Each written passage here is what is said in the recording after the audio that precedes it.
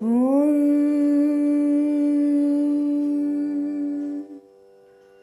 ద్వైత విశిష్టవాద కుశవైరద్వైత భక్తృర్చితం సార విచార చారు మనసం సంఘావతం వల్లభం స్వాప్తానాప్త సమస్త జీవ సతయం జ్ఞానాశ్రయమాశ్రయం స్వాప్తానాప్త సమస్త జీవ సతయం జ్ఞానాశ్రయమాశ్రయం వందే ద్వైత గురుం జగతాం ధీశంకరం శంకరం వందే ద్వైత గురుం జగతాం ధీశంకరం శంకరం. శృతి స్మృతి పురాణానాం ఆలయం కరుణాలయం శృతి స్మృతి పురాణానాం ఆలయం కరుణాలయం నమామి భగవత్పాదశంకరం నమామి భగవత్పాదశంకరం లోకశంకరం లోకశంకరం. శ్రీ గురుభ్యో నమః. శ్రీ శ్రవణ ఛానల్కి శ్రోతలందరికీ కూడా మరొకసారి స్వాగతం. ఈరోజు మనం 99 శ్లోకం వినేసి ఆ తర్వాత ప్రతిపదార్థాన్ని తెలుసుకుందాం. ఇదం శరీరం శృణు సూక్ష్మ సంజ్ఞితం లింగం త్వపంచీకృత భూత సంభవం సవాసనం కర్మ ఫలానుభావకం స్వజ్ఞానతో నాది రూపాధిరాత్మనః. శృణు వినుము. అపంచీకృత భూత సంభవం పంచీకృతములు కాని భూతముల నుండి పుట్టినదియు లింగంతు లింగమైనట్టిదియు సవాసనము వాసనలతో కూడినదియు కర్మఫలానుభావకం కర్మఫలాన్ని అనుభవించ చేసేది సూక్ష్మ సంగీతం సూక్ష్మమను పేరుగల ఇదం శరీరం ఈ శరీరం ఆత్మనః జీవాత్మకు స్వాజ్ఞానత స్వరూప జ్ఞానము లేకపోవడం చేత ఏర్పడిన అనాదిహి అనాదియగు ఉపాధిహి అంటే ఉపాధి అంటున్నారు. అంటే ఇక్కడ మనకేం చెప్తున్నారంటే ఈ సూక్ష్మ శరీరాన్నే లింగ శరీరం అంటాం మనం. అది అపంచీకృతమైన భూతాల వల్ల ఉత్పన్నమైనది వాసనలతో కూడినదై కర్మఫలాలను అనుభవిస్తూ ఉంటుంది. అది స్వస్వరూప జ్ఞానం లేనందువల్ల ఆత్మ అనాది అయిన ఉపాధిగా ఉంటుంది అంటూ ఇక్కడ అర్థం చెప్పారనమాట మనకి. శ్రద్ధగా విను. ఈ సూక్ష్మ శరీరానికే లింగ శరీరం అని కూడా ఇంకో పేరుంది. ఇది పంచీకరణం కాకముందు అంటే అవి కలుసుకోకముందు పంచభూతాల నుంచి పుట్టిందే. ఇది వాసనలతో కూడి జీవుడికి ఉపాధి అయి పూర్వజన్మ కర్మఫలాలను అనుభవించేట్టుగా చేస్తుంది. అది అనాదిగా జీవుడి సొంత అజ్ఞానం వల్ల ఏర్పడింది అంటే ఆత్మను ఆచ్ఛాదించి ఉన్నట్లు అంటూ ఇక్కడ చెప్పడం జరుగుతోందన్నమాట మనకి. అంటే ఇక్కడ ఏం తెలియజేస్తున్నారంటే ఈ శరీరం గురించి నువ్వు విను. సూక్ష్మ శరీరం అనేది పిలువబడుతోంది. ఇది గుర్తించే సాధనం అంటే లక్షణ రూపాన్ని కలిగి ఉంది కదా. ఇది అపంచీకృత భూత సంభవం అన్నారంటే పంచీకరణం కాని సూక్ష్మభూతాల నుండి ఇది పుట్టింది అంటూ చెప్పారు. ఈ సవాసనము అంటే గత సంస్కారాలతోటి కూడినటువంటిది అన్నమాట. కర్మఫలాన్ని ఇది అనుభవిస్తుంది. తన అజ్ఞానం వల్లే కండిషనింగ్ ఆది లేని ఆవర్తనం అన్నమాట. ఇది అనాది ఉపాధి అంటే ఆది లేనటువంటి ఆవర్తనం. ఇది ఆత్మకు చెందిన ఉపాధి అంటూ ఇక్కడ చెప్పడం జరిగింది.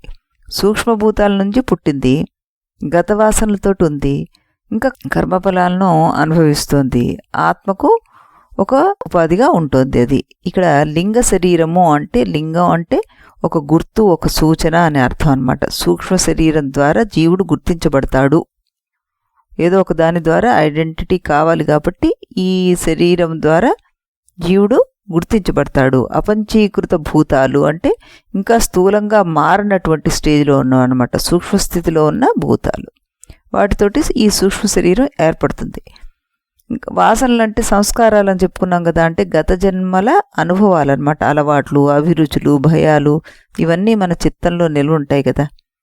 కర్మఫల అనుభవం సూక్ష్మ శరీరం వల్లే మనకి సుఖము దుఃఖము అనుభవం వస్తుంటుంది. అనాది ఉపాధి, ఇది ఎప్పటి నుంచో ఉంది మనకి, ఆత్మను కప్పి ఉంచుతోంది అనమాట. అది శరీరం యదవాప్నోతి యచ్చాప్యుత్క్రామతీశ్వర గృహీత్వైతాని సంయాతి వాయుర్గంధాని వా ఆశయాత్ అంటూ మనకి భగవద్గీత శ్లోకం చెప్పారు.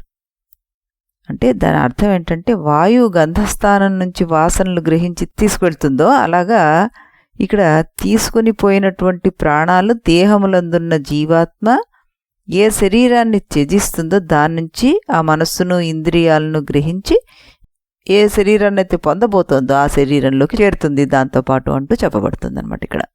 దీనికి ఇక్కడ ఒక చక్కటి విశ్లేషణ స్వామీజీ గారు చెప్పినటువంటి వివరణ చూద్దాం మనం. ఇక్కడ యచ్చ అంటే యత్, చ ఎప్పుడైతే, ఉత్క్రామతి ఈ శరీరాన్ని జీవాత్మ వదిలి వెళుతుందో అని ఈ వాక్యాన్ని మనం పూరించాలి.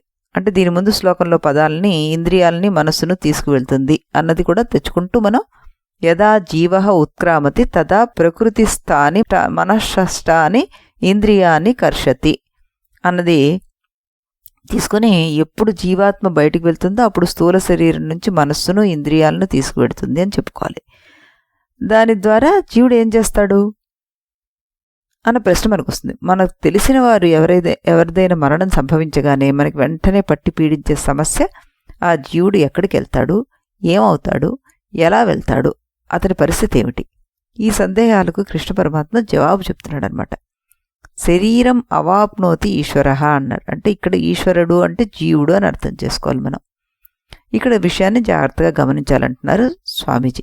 జీవుణ్ణి ఈశ్వరుడు అని ఎందుకన్నాడు? దానికి 2 కారణాలున్నాయి. ఒకటి, జీవుడు ఎవరో కాదు, ఈశ్వరుడి ప్రతిబింబ చైతన్య రూపంలో ఉన్నవాడు అంటూ, చిదాభాస అంటే ప్రతిబింబ చైతన్యం అంటూ మనం చూసాం కాబట్టి దాన్ని ఇక్కడ చెప్పారు. అలాగే జీవుడు కూడా చైతన్యమే అంటే ఈశ్వరుడే అని అర్థం. రెండవ అర్థం ఏమిటి? ఈశ్వరుడు అంటే అధిపతి, రాజు. జీవాత్మ ఈ శరీరానికి అధిపతి లేదా రాజు అని తీసుకోమన్నారు. ఎందుకంటే జీవాత్మ ఉంటేనే శరీరంలో జీవం ఉంటుంది, లేకపోతే జీవం ఉండదు. జీవం అంటే శివం, లేకపోతే శవం అంటూ అనేక మార్లు స్వామీజీ చెప్పారు మనకి. అందువల్ల ఈశ్వరుడు అంటే శరీరస్య స్వామి, శరీరం యొక్క స్వామి. ఈ స్వామి శరీరాన్ని వదిలాక ఏమవుతాడు? శరీరం అవాప్నోతి అంటే ఇంకొక శరీరాన్ని తీసుకుంటాడు. ఇంతకుముందు చూసినట్టుగా అది ఏ శరీరమైనా కావచ్చు. అంటే ఉత్తమ శరీరాన్ని కానీ, మధ్యమ శరీరాన్ని కానీ, అధమ శరీరాన్ని కూడాను తీసుకోవచ్చు. మనిషిగానే పుట్టాలని ఏం రూల్ లేదు. ఉన్నత లోకాల్లో దేవతల శరీరాన్ని కూడా పొందవచ్చు, లేదా జంతు శరీరాన్ని కూడా పొందవచ్చు. ఇక్కడ మనకి విదేశీయులు డార్విన్ సిద్ధాంతాన్ని చూపిస్తుంటారు మనకి. కోతి నుంచి మనిషిగా మారతాడు అంటారు, కానీ శాస్త్రం దాన్ని ఒప్పుకోదు. ప్రయాణం ఊర్ధ్వముఖంగానే ఉండాలని లేదు అంటుందన్నమాట. ఊర్ధ్వముఖంగానే ఉండాలని లేదు. అందువల్లనే వైకుంఠపాళిని మనకి ఉదాహరణ కింద చూపిస్తూ ఉంటారు అంటూ చెప్పడం జరుగుతుంది. ఏ జన్మ పొందాలో ఎవరు నిర్ణయిస్తారు? ఎంతసేపు తప్పు ఎదుటివారి మీదకి తొయ్యాలని చూస్తాం. శాస్త్రం ఎవరిని నిందించకండి, మీ కర్మకు మీరే బాధ్యులు అంటోంది. కర్మఫలం అంటే కర్త చేసిన కర్మఫలం వస్తుంది. కర్త అంటే ఎవరు? మీరే. ఈ జన్మలో మీరు చేసిన కర్మ మీ వచ్చే జన్మను నిర్ణయిస్తుంది అంటున్నారు స్వామీజీ. కాకపోతే గీత బోధ వినే శిష్యులకు కృష్ణ పరమాత్మ గొప్ప ధైర్యాన్ని ఇస్తున్నాడు. గీత బోధ వినే శిష్యులు ఎన్నడూ కూడాను అధమ జన్మ పొందరు అని రాసిస్తున్నారు. అందువల్ల గీతను మానకుండా వినండి అంటూ స్వామీజీ వారు ఇక్కడ మనకి చెప్పడం జరిగిందనమాట. అసలు గీతా సారాన్ని జీర్ణించుకుంటే మోక్షమే వస్తుంది, పునర్జన్మ అనేది ఉండదు. గీత ఉపనిషత్తుల సారం అంటూ మనం చూస్తున్నాం కదా. అందువల్ల ఉపనిషత్తుల్లాగా గీత కూడా మోక్ష శాస్త్రమే అంటున్నారు ఈ మహానుభావుడు. ఒకవేళ ఈ మోక్షశాస్త్రాన్ని సరిగ్గా జీర్ణించుకోకపోతే మళ్ళీ జన్మ ఎత్తవలసి వస్తే అది ఖచ్చితంగా మనుష్య జన్మే అవుతుంది అని హామీ కృష్ణ పరమాత్మే ఇచ్చేశాడు. నహి కళ్యాణకృత్ కశ్చిత్ దుర్గతిం తాత గచ్చతి అన్నారు. ఈ విధంగా జీవుడు ఇంకొక శరీరాన్ని చేరుకుంటాడు, ఇంద్రియాలని మనసుని తీసుకుని. ముందు శరీరంలోంచి ఇంద్రియాలను మనసును తీసుకువెళ్తాడని చూసాం కదా. ఇంద్రియాలంటే ఇంద్రియ శక్తి అని కూడా చూసాం. ఉదాహరణకి బాహ్యంగా కనబడే కన్నును గోళకం అంటారు. కన్నుకు ఉన్న చూసే శక్తిని ఇంద్రియం అంటారు. ఇప్పుడు జీవాత్మ మళ్ళీ కొత్త శరీరంలోకి వెళ్ళినప్పుడు ఆ శరీరంలో గోళకాలు ముందే ఉంటాయి. ఆయా గోళకాల్లో ఆయా ఇంద్రియ శక్తులను పెడుతుంది. అది ఇల్లు మారినట్టే ఇది కూడా అన్నమాట. మనం ఒక ఇంటి నుంచి ఇంకో ఇంటికి మారినప్పుడు ఏం చేస్తాం? మనం తీసుకువెళ్ళిన పెట్టెలు విప్పాక వంటింటి సామాన్లు వంటింట్లో, పూజ గదిలో సామాన్లు పూజ గదిలో, పడక గదిలో సామాన్లు పడక గదిలో సర్దేస్తాం. అలాగే జీవుడు తాను తీసుకువెళ్ళిన పెట్టెలను విప్పాక ఏ ఇంద్రియాన్ని ఆ గోళకంలో ప్రవేశపెడతాడు. ఆ విధంగా పునర్జన్మ అంటే వేరే ఏమీ కాదు, ఒక ఊరు నుంచి ఇంకొక ఊరికి మారినట్టే అని అర్థం. అందువల్ల మరణం గురించి ఎక్కువగా బాధపడక్కర్లేదు అంటున్నారు ఇక్కడ స్వామివారు. గృహీత్వ ఏతాని సంయాతి అన్నారు. అంటే ఏతాని అంటే మనస్సును, ఈ మనస్సును ఇంద్రియాలను తీసుకుని, సంయాతి అంటే ప్రయాణం చేస్తుంది జీవాత్మ. దీనికి ఒక ఉదాహరణ కూడా ఇస్తున్నారు కృష్ణ పరమాత్మ. ఎలాంటిది అంటే వాయువును జీవాత్మతోటి పోలుస్తున్నాడు ఆయన. ఒక పువ్వు ఉందనుకోండి, అది కంటికి కనబడుతుంది, దాని స్థూల శరీరంతో పోల్చవచ్చు. దానికి ఉండే సువాసన తెలుస్తుంది, కానీ కంటికి కనబడదు. దాని సూక్ష్మ శరీరంతో పోల్చవచ్చు. అప్పుడు కంటికి కనబడని వాయువు కంటికి కనబడే పువ్వు నుంచి సువాసనను మోసుకొని ప్రయాణం చేస్తుంది. వాయువు సువాసనను మోసుకు వస్తోందని ఎలా తెలుసు? వాయువు వీస్తే దానితో పాటు ఆ పరిమళం కూడా మనను తాకుతుందనమాట. అలాగే కంటికి కనబడని జీవాత్మ కంటికి కనబడే స్థూల శరీరం నుంచి కంటికి కనబడని మనస్సును అంటే సూక్ష్మ శరీరాన్ని తీసుకెళ్ళిపోతుంది. ఆశయాత్ అన్నారు. అంటే పువ్వు గంధాన్ అంటే పరిమళము, వాయు అంటే గాలి. గాలి పువ్వు యొక్క పరిమళాన్ని మోసుకొచ్చినట్టుగా అని అర్థం చేసుకోవాలన్నమాట. పునర్జన్మ ఎప్పుడు పోతుంది ఈ జీవాత్మకి? వెంటనే పోయినట్టయితే శ్రాద్ధకర్మలు చేయాల్సిన అవసరం లేదని ఆశ ఈ మనుషులకు. దీనికి జవాబు అందరికీ ఒకలాగా ఉండదు. కొందరు ఒక రోజులో పుట్టవచ్చు, కొందరు ఒక సంవత్సరంలో పుట్టవచ్చు, కొందరు 1,00,000 సంవత్సరాలు అయ్యాక పుట్టవచ్చు. అందువల్ల ఒకటే సూత్రం అందరికీ చెల్లదన్నమాట. అంతేకాదు, ఇంకొక కారణం కూడా ఉంది అంటున్నారు. ఈ జన్మలో మరణించిన జీవాత్మ వెళ్ళిన లోకాలలో దేశం కాలాల కొలతలు వేరువేరుగా ఉంటాయి. మనం చూస్తూ ఉన్న దేశకాలాల పరిమితులు ఈ జగత్తులో అది కూడా జాగ్రత్త అవస్థలో ఉన్నంతవరకే వర్తిస్తాయి. స్వప్నంలో దేశకాలాలు వేరువేరుగా ఉంటాయి. స్వప్నకాల పరిమితి 1.5 నిమిషాలు మాత్రమే అంటారు. కానీ అందులో అనేక ప్రాంతాలను చూసొచ్చేస్తాం. మనం పెళ్ళిళ్ళు చేసేసుకుంటాం, పిల్లల్ని కూడా కనేస్తుంటాం. అలా స్వప్న ప్రపంచం దేశకాలాలే జాగ్రత్త అవస్థకు భిన్నంగా ఉంటే ఇంకా 3 లోకాల మాట ఏమిటి చెప్పండి? ఒక లోకంలో 1 సంవత్సరం మనం ఒక రోజుతో సమానం అయి ఉండొచ్చు. అంటే ఇక్కడ భూలోకంలో ఒక రోజుతో సమానం అయి ఉండొచ్చు. అలా లోకాన్ని బట్టి కాలం మారుతూ ఉంటుంది. అందువల్లనే శాస్త్రం 3 తరాలకు శ్రాద్ధకర్మలు చేయమంటుంది. మన శాస్త్రం చెప్పింది శ్రద్ధగా వినాలి అంతే. జీవాత్మ ఎప్పుడు పునర్జన్మ తీసుకుంటుంది అని ఆలోచించకూడదు. శాస్త్రం మీద శ్రద్ధ నుంచి వచ్చిన దాన్నే శ్రాద్ధకర్మ అంటూ పేరు పెట్టారు మనవారు పెద్దలు. ఇంతకీ వాయువు సువాసనను మోసుకువెళ్ళినట్టుగా జీవాత్మ సూక్ష్మ శరీరాన్ని తీసుకువెళ్తుంది. మనం ఇక్కడ చూస్తున్న ప్రాథమిక అంశాన్ని మర్చిపోకూడదు. ఏమిటది? శరీరం చైతన్యవంతంగా ఉందంటే దాన్ని చైతన్యవంతం చేసిన మనస్సు ఉందని. మనస్సు ఉంది అంటే దానికి చైతన్యాన్ని అప్పు ఇచ్చిన పరమాత్మ ఉన్నాడని నిదర్శనం తెలుస్తోంది. జీవించి ఉండడం భగవంతుని ఉనికికి నిదర్శనం అయితే మరణం భగవంతుని ఉనికికి ఇంకా పెద్ద నిదర్శనం. ఎందుకు? శివంలా ఉన్న శరీరం కాస్త శవం అయిపోయింది అంటే చిదాభాస రూపంలో ఉన్న ఈశ్వరుడు ఈ శరీరాన్ని వదిలి వెళ్ళిపోయాడు అని అర్థం. చిదాభాస లేకపోతే శరీరం శవం అయిపోతుంది. ఆ విధంగా జీవితం భగవంతుని యొక్క ఉనికికి నిదర్శనం అని మనం చెప్పుకోవచ్చు అనమాట. మరణం భగవంతుని ఉనికికి గొప్ప నిదర్శనం. అంటే జీవితంలో మనం ఆడినా పాడినా ఏం చేసినా అది భగవంతుని ఉనికిని చాటి చెప్తుంది. అలాంటి భగవంతుని చూడకుండా మనం ఎలా ఉండగలం? ఇది ఎలా ఉంటుందంటే విద్యుత్ శక్తి ఉందని ఎలా నిరూపించగలము అని అడిగినట్టుగా ఉంటుంది. ట్యూబ్లైట్ కాంతిలో కూర్చుని ఫ్యాన్ గాలిని అనుభవిస్తూ ఎలక్ట్రిసిటీ ఏది అంటే ఏం చెప్తాం? ట్యూబ్లైట్ కాంతి ఫ్యాన్ గాలి ఎక్కడి నుంచి వచ్చాయి? విద్యుత్ శక్తి ఉండడం వల్లే వస్తున్నాయి. ఫ్యాన్ తిరుగుతున్నా, లైట్ వెలుగుతున్నా, భిన్నమైన ఆకారాల్లో కనిపిస్తున్నా వాటి వెనుక ఉన్నది ఒకటే తత్వం. అది కనబడని విద్యుత్ శక్తి. బల్బు కంటికి కనిపిస్తుంది, దానిలో ఉన్న ఫిలమెంట్ కంటికి కనిపిస్తుంది. విద్యుత్ శక్తి మాత్రం కంటికి కనబడదు. అలాగే మన స్థూల శరీరము బల్బులాగా కంటికి కనిపిస్తుంది, సూక్ష్మ శరీరము ఫిలమెంట్ లాంటిది, కనబడకపోయినా తెలుస్తుంది. దానికి శక్తినిచ్చే ఆత్మ లేదా బ్రహ్మ విద్యుత్ శక్తి లాంటి వాడు. బ్రహ్మను విద్యుత్ శక్తి అనకూడదు మనం. బ్రహ్మ విద్యుత్ శక్తిలాగా శక్తిని ఇస్తుంది. ఎలాగైతే కనబడని bulb, fan, mic, radio, television ఇలాంటి వస్తువుల్లో విద్యుత్ యొక్క ఉనికి మనం తెలుసుకుంటున్నామో, అలా కనబడే ఈ జీవుల కదలికల్లో భగవంతుని యొక్క ఉనికిని మనం తెలుసుకుంటున్నాము అంటూ ఇక్కడ చెప్పడం జరుగుతుందన్నమాట. మనం ఊపిరి తీసుకుని వదులుతున్నామంటే చిదాభాస వల్ల చేయగలుగుతున్నాం. చిదాభాస ఉందంటేనే చిత్ ఉందని అర్థం కదా.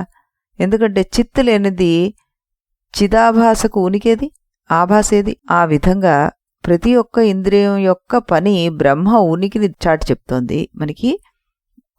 కేనోపనిషత్తు ఈ భావాన్ని శ్రోత్రస్య శ్రోత్రం మనసో మనో యద్ వాచోహ వాచం స ఉ ప్రాణస్య ప్రాణః అంటూ చెప్తుంది అనమాట. శ్రోత్రస్య శ్రోత్రం అన్నారు అంటే ఏంటి? ఆత్మ వేరు, చెవి వేరు అని తెలుస్తుంది. ఆత్మ చెవి అంతటా వ్యాపించి ఉంది. ఆత్మ ఉండడం వల్లే చెవిని చెవి అనగలుగుతుంది, అంటే చెవితో వినగలుగుతున్నాం మనం అని అర్థం అనమాట. ఈ విధంగా ప్రాణానికి ప్రాణశక్తి ఆత్మ వల్లనే ఉంది. కన్నుకి కంటి చూపు ఆత్మ వల్లనే ఉంది. అందువల్ల చిదాభాస వెళ్ళిపోగానే ఆ గోళకాలకు ఆ శక్తి కూడా వెళ్ళిపోతుంది.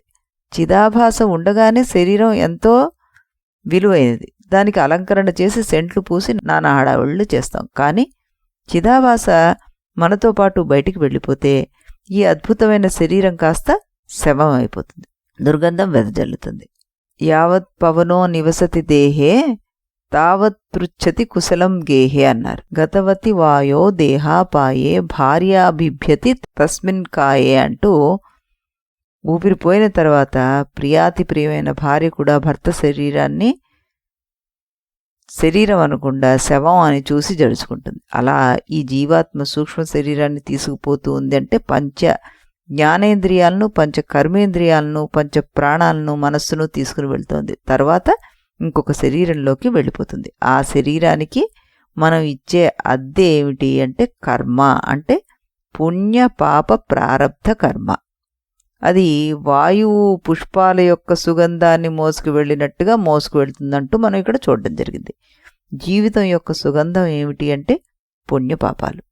ఆ కొత్త శరీరంలో మళ్ళీ కొత్త జీవితం మొదలు పెడుతుంది. అది అంటే ఎల్కేజీ నుంచి మొదలుపెట్టి కాలేజీ చదువులు ముగించుకొని పెళ్లి చేసుకొని పిల్లల్ని కని మనవళ్ళను కని ఎప్పుడో శుభముహూర్తాన మళ్ళీ ఈ శరీరాన్ని అది వదిలి వెళ్ళిపోతుంది. మళ్ళీ ఇంకొక చోటికి ప్రయాణం.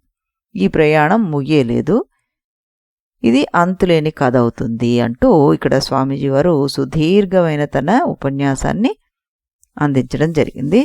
ఇలాంటి మహానుభావులు చెప్పిన ఇన్ని రకాల విశ్లేషణలతోటి మనం మన జీవితం గురించి ఎలాంటి అవగాహన తెచ్చుకోవాలి, మనం నిత్య జీవితంలో ఏ విధంగా ప్రవర్తించాలి అన్నది ఆధారపడి ఉంటుందన్నమాట.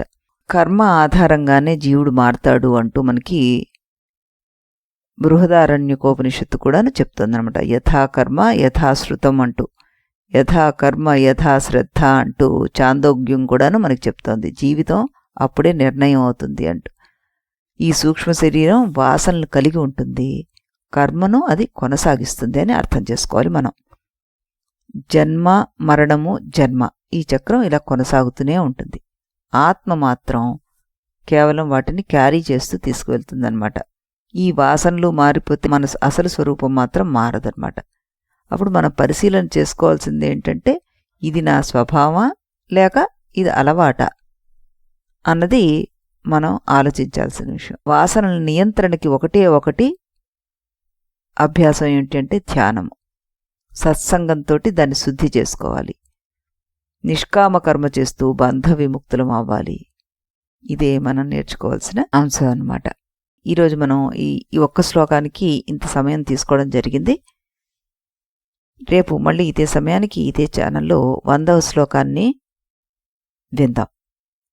100 శ్లోకాల వరకు మనం చెప్పుకోవడం జరిగిపోయింది ఈ ప్రయాణంలో. స్వస్తి.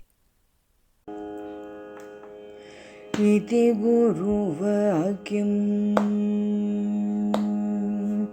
इति गुरुवाक्यं विधि वेदान्तं विदितारकमिति ब्रह्ममु इति गुरुवाक्यं विधि वेदान्तं विदितारकमिति ब्रह्ममु इति मोदलिदि नडुमिदि तुदि తెలిసిన వాడెవడుగా ఇది మొదలిది నడుమిది తుది తెలిసిన వాడెవడుగా ఇది గురువాక్యం విధి వేదాంతం విదితారకమితి బ్రహ్మము ఇది గురువాక్యం.